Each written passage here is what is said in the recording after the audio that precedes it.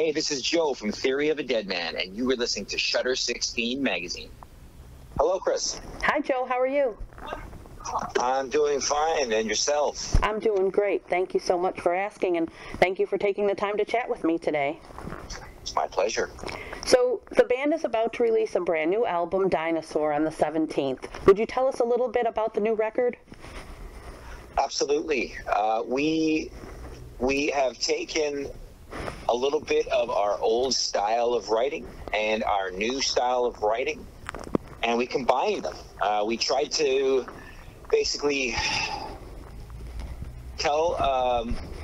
It's kind of like a mix. It's like telling a story about where we've been and where we're going, and all lumped in with current events and things that everyone in the world at this point can actually relate to and or experienced personally. Now, one of the things I really enjoyed about the album was kind of such a mix of a little bit of a variety of songs. You have your anthem rockers, like kind of Dinosaur and Ambulance. Then you had a song like Hearts Too Wild, and to me that almost had like a country vibe to it. So kind of tell us a little bit of the details about the songwriting process and also the song selection for the record. Sure. Yeah, well, so like I said, a little mix of everything. And when we write a record, or a song for that matter,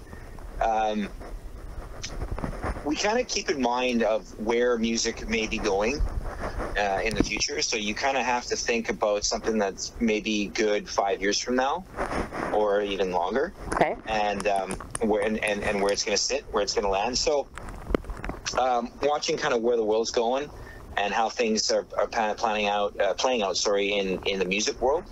I think that's kind of why you hear some country stuff in there. And I also, if you've heard any of our other stuff in the past, we have that interest. It's a part of our sound that we've developed over time. Is we like that kind of vibe. So it's always been incorporated in our music in the past, and it's not really a surprise to see it on our new stuff as well. And it's a little easier listening as well, right? So some people that want to listen to Theory of a Deadman that don't want to listen to the heavier stuff, they have an option for the lighter stuff. And I think that keeps us more open for a bigger fan base. And then you can see in our age groups as well. We have everybody from fairly young to much older. So that's definitely why we do that. And it's definitely our sound. But we also, did a fairly big departure sonically and lyrically, actually, on our last two records. So we wanted to make sure that we incorporated some of that into this new material as well. And so that's why you're kind of hearing a little bit of everything on this record. And it's a nice combination of where we've, like I said, where we've been and where we're going. So a little bit of everything. Two of us. Let's talk about that. Because I love it, by the way, but it's not a cover song, but it's definitely kind of a little bit of inspiration from Just the Two of Us by Grover Washington Jr. and Bill Withers. So tell us a little bit about how that song idea kind of came together specifically.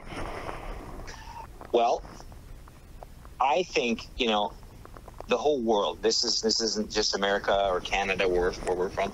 It's certainly an entire world thing.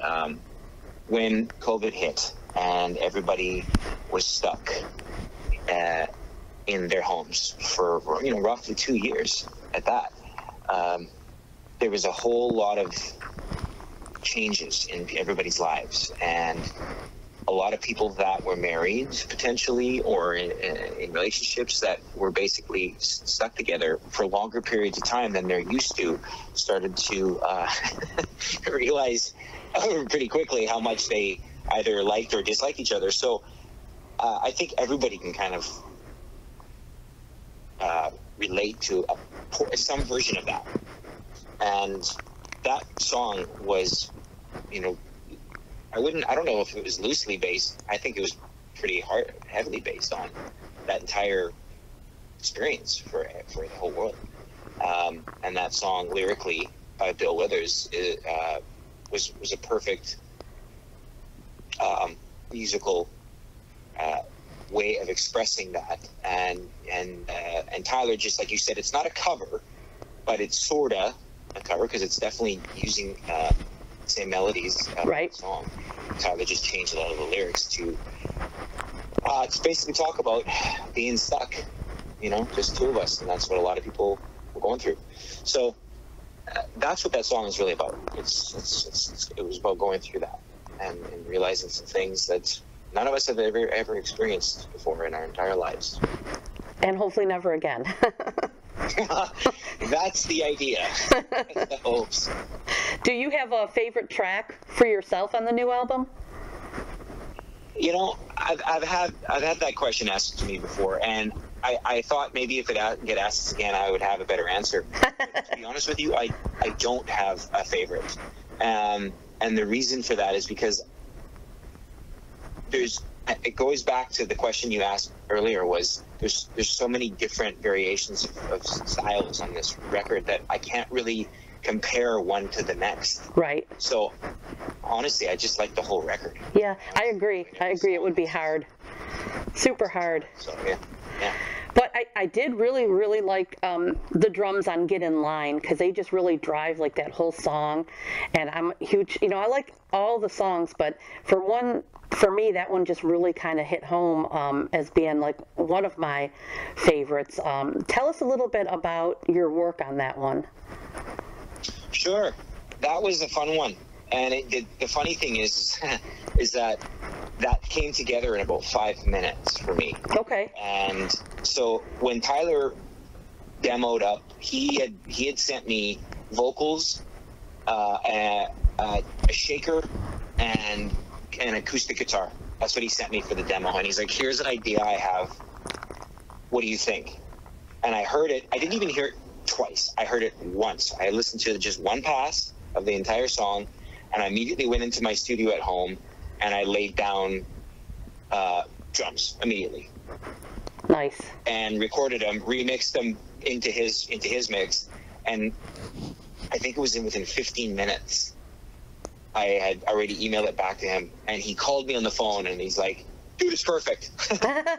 So that's literally what is on the record, is basically what I played on the demo as far as drums, because we didn't need to really change anything. And we got into the studio with that demo. We hadn't even rehearsed it as a band, nothing like that. And Martin, our producer, just put us in the live room all together and just said, play. And he just pushed record. And so that song is literally us jamming live in the live room in Stockholm in the studio. That was it. That's the song. It came together so quickly. So it really, I want to tell you something awesome, like, oh, we did this and we did that, and we, came up with, no, it's nothing. It just all came together within minutes. And sometimes those are the best songs. They're effortless because they just make sense. Everything just falls into place, and you don't really have to work hard at it because it's already giving you what it needs, right? Right. Yeah, it's awesome. You don't have to work at it. Yeah. So that was kind of that song. Cool. So I don't have a cool story. Now, you mentioned you were recording in Stockholm, so tell us a little bit.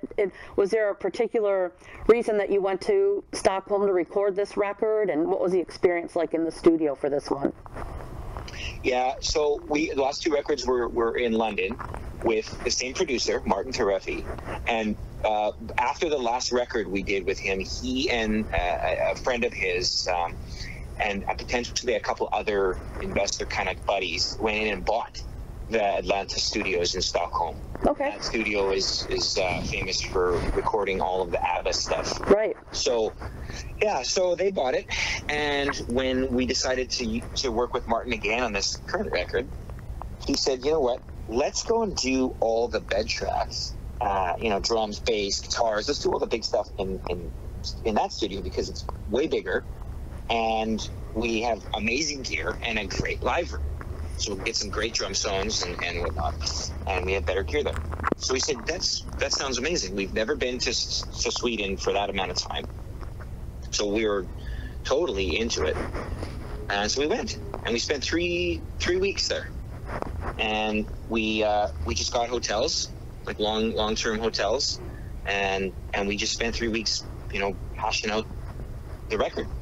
And what a great experience. I gotta say, I really liked Sweden. I thought Stockholm as a city is so cool, super clean, beautiful. People are awesome. You don't see fast food restaurants in every corner. It's like mom and pop bakeries, and just the food was so amazing. The people were great, and beautiful city right on the ocean. So that was a really great experience for me. I think the other guys could probably agree with that too. We all had a great time.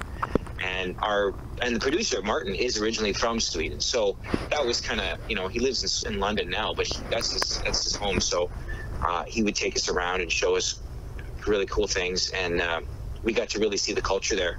And I think it kind of gave us this really focused mentality too, coming into the studio every day, because we were just so in the zone, as everything felt so comfortable. For us, it was like almost like going back to Canada in a way, because it had a lot of similarities as far as culture and stuff. So yeah, we felt at home, and I think we zoned in hard and just made a really cool record, really fun record. Absolutely. He was in great moods every day. Yeah, it was awesome. So how would you sum up the new record in just 3 words?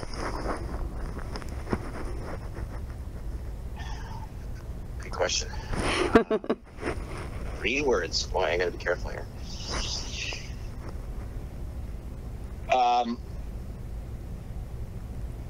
Very big success. Perfect answer. Now you guys are still out on the road right now with Skillet, right, on the Rock Resurrection tour? Yes, we are. How has that been going so far? Amazing. Enjoying the pants off of it. It is just, the ticket sales have been through the roof. The venues are huge. The fans, I mean, they're just so happy. But at the exact same time, very surprising, because if you know anything about Skillet, they're a very different camp. I mean, they are a very religious camp, and so their fans, of course, are as well. And if you've heard any of our stuff in the past, you'll know that we are not music that caters to that. So it's the Bitch Came Back and Bad Girlfriend and things of that nature. Not so much, but so we were kind of surprised when the offer came to us that they wanted to put this together. But with this very odd, surprising turn of events, it has been a massive success, and we have been enjoying it thoroughly. The Skillet camp and our camp have been getting along better than I've ever even experienced with any other bands on tour before, to be honest with you. Everybody is like so pro, and it's almost effortless. And then Saint Asonia on board as well have been fantastic. What a great band. Obviously Adam from he used to be the singer from 3 Days Grace, right? So he's a super pro. He's bringing a lot of fans. That band is bringing a lot of fans. They're playing 3 Days Grace songs, massive sing-alongs through all 3 bands. So I mean, it just overall, the entire tour, this entire package is just a win. It's a huge success. That's awesome. It's super fun. Yeah. Now that the new record's going to be coming out, do you guys have any plans for additional tour? Because I know this one kind of wraps up soon, I think. Yeah, we're about halfway through, just over halfway. And I don't know if I'm allowed to say this or not, but I'm going to say it anyway. Okay. There is talks that we would potentially be doing this package again in the fall, going into winter. It's being discussed. I don't know who the opening band would be. It may be Saint Asonia. We're hoping it is. If it's not, it could be somebody else. But that's the talk. But certainly nothing has been confirmed yet. But that's where we may be in the fall, in the winter. And then of course we have a English run we got to do over in Britain. Okay. Real quick, just in the spring. And then a bunch of just summer stuff as well, like festivals, state fairs, things of that nature. So we're extremely busy for the rest of the year. Awesome. That's great to hear, and I hope that that tour package stays together because it didn't really come anywhere close to me, so I'd love to check that out if it happens this fall. Yeah. Keep your eyes open. Definitely will. Thank you so much for catching everything up with us today here at Shutter 16, and hopefully we'll get a chance to see you guys when you head out our way sometime. I really hope that you can. Thank you so much.